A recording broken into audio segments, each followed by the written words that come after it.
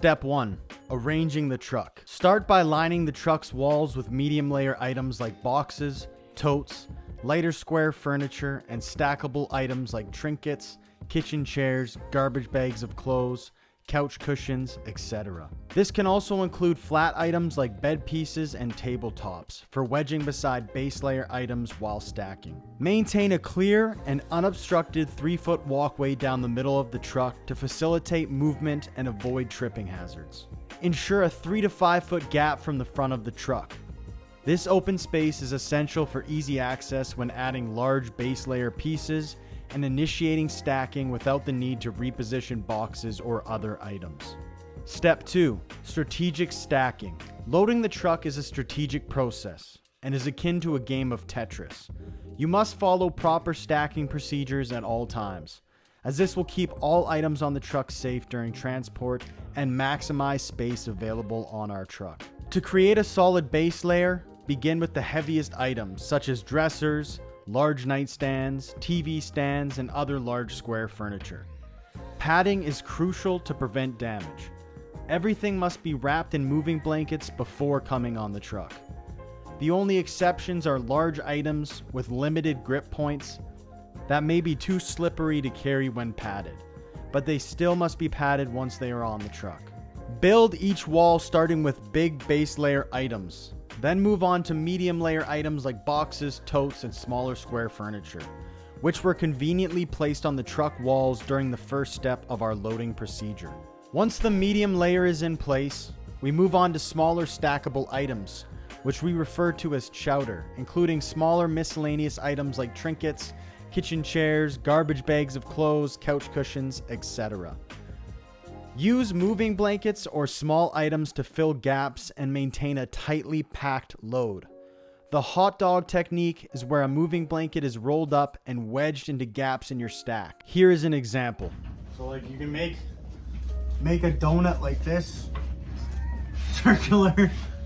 See what's going on? It's not a donut, it's a hot dog. A hot dog. It's called a hot dog. That's the technical term. You roll up a moving blanket, and you can like shove it under something, because then it'll sit in this. Where's that other box? The small box? Here it is. So now there's that weird gap before, but now with the hot dog plus this, now there's a nice flat layer for this chair to sit on. Looks pretty, and it's keeping everything secure.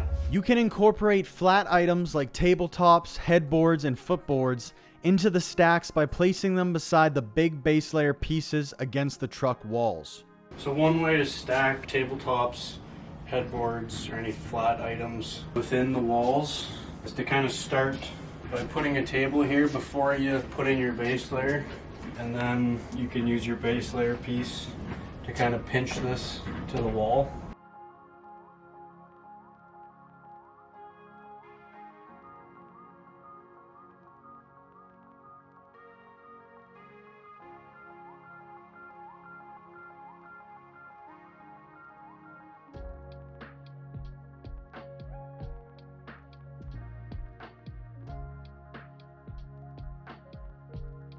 Use straps as needed to secure the load. If a load is packed tight, you will not need to use many straps during stacking. Straps will mainly be used to secure the top of the stacks and for strapping mattresses and box springs to the final wall, which is in the next step of this loading procedure. Replenish the medium layer items like boxes, lighter square furniture, and stackable items on the truck walls as needed, so that easy access is available while stacking. Keep a 3-foot walkway on the truck and keep at least 3 feet clear from your stack at all times. Continue to build walls using this method until you are out of stackable items or near the end of the truck. End on a full wall so that mattresses and box springs can lay flat against it, which is in the next step of this loading procedure.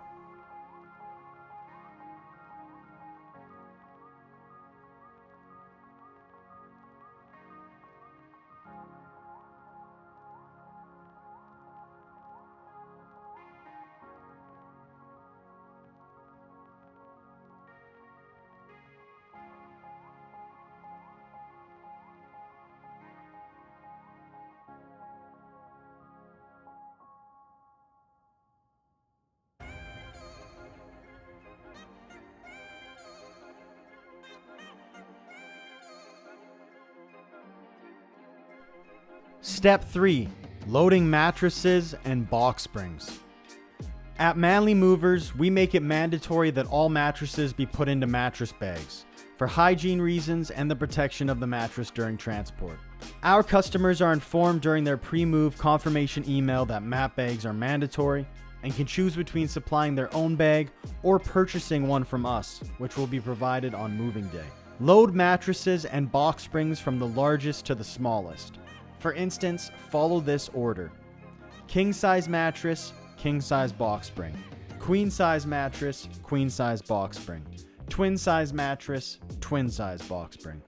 When you're loading the mattresses and box springs, if you have several sets, you'll start with the biggest one, which is right now a king. So you'll do king mattress and then king box springs.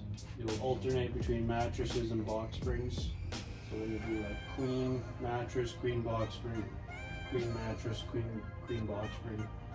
You'll finish off with the box springs so that if you decide to stack on top of the mattress and box springs, you have a nice firm ledge there to stack on so that stuff doesn't fall off.